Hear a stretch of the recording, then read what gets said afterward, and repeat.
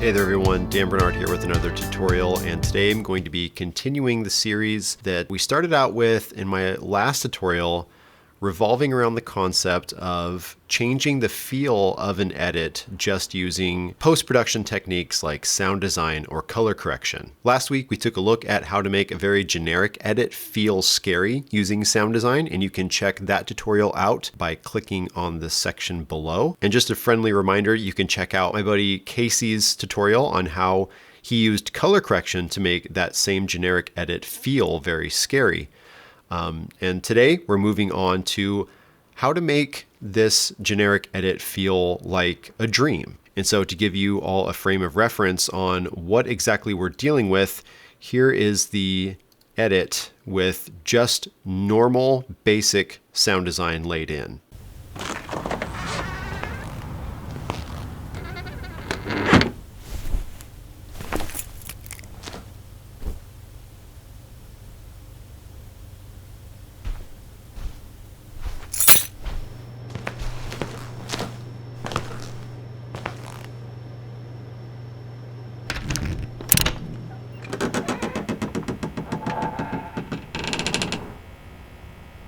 All right, so as you can see, it's pretty basic stuff. Those same effects are up here in the tracks that are labeled purple, and using a lot of sounds from wavebrigade.com, the rustic creaks, spaces for the ambience, steps for the footsteps. And you can check out all of those as well as download some free sound effects to play around with on your own time at wavebrigade.com. So I encourage you all to check that out. Similar to what I did in my last tutorial, I'm just going to give you guys an overview of my thought process going into this project with the idea of how to make it feel like a dream sequence or maybe like a flashback or something like that. So here's what I came up with. We'll check it out and then I'll get into the details on how I made it happen.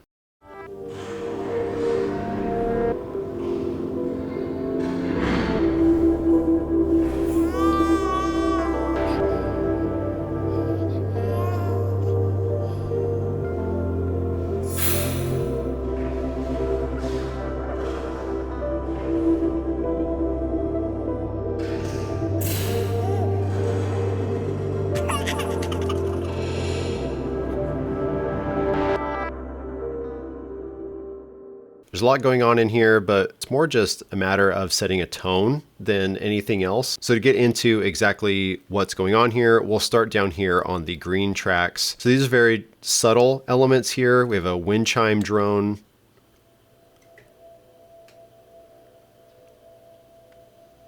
Just has a cool, light, kind of ethereal tone to it, which I really enjoyed.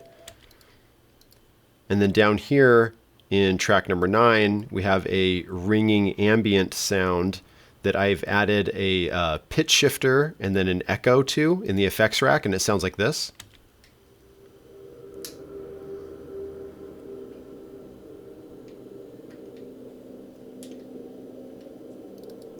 And if I remember right, I just pitched this up just a little bit because it was a little too low. I wanted to have it at a different tone than this wind chime drone to give a little bit of tension. And then this piece of music here is just guitar driven song that is just reversed that I thought was really, really neat.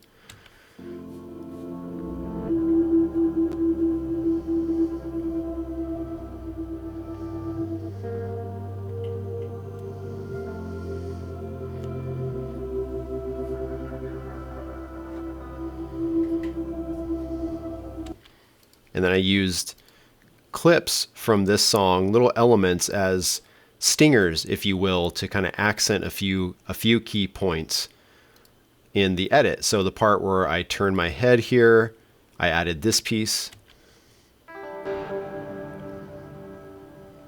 And then at the end, to kind of build up tension to the ending, I added this piece here.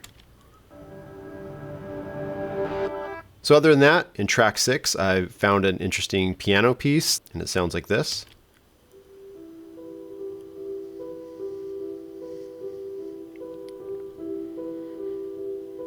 And I just cut this piece of music to fit the span of time that the edit consists of. So the only adjustments I did to the basic sound design that I laid down initially was I made a new stereo bus track and linked all of the above tracks here to that bus, and then added a convolution reverb effect in the effects rack here. And I ended up using the medium-sized cave preset, and it just made everything feel like it was in this big echoey area, and it sounded awesome.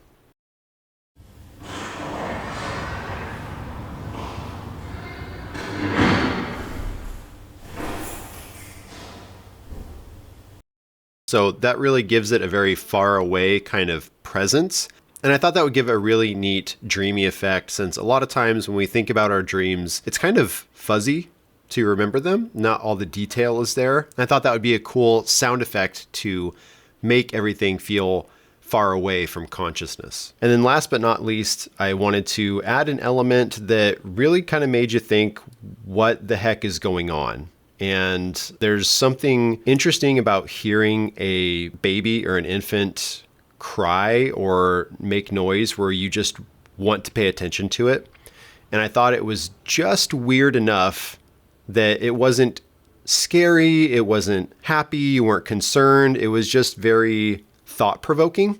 And I added a little bit of echo to it, just a little bit, with the low pass delay preset on it, just to make it sound interesting and kind of weird. So that's what this sounds like.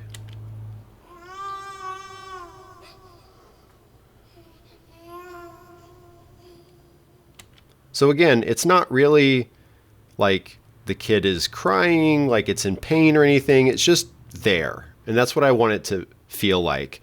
And so when all this comes together, it really brings a very mysterious, kind of thought-provoking element to it that I really thought fit the dreamlike state we were going for. Again, I hope this gives you all just a basic understanding of my thought process and direction going into this project. If you want to see more of the color correction side of this, I want you to check out my friend Casey Ferris's YouTube channel in the link below. He really does some awesome stuff with color correction and has some really cool information on how to use color correction techniques to give a certain feel to your project. So thank you guys for stopping by. I hope you learned something from this. If you like this video, go ahead and give me a like. If you have any questions about it, go ahead and leave them in the comment section below.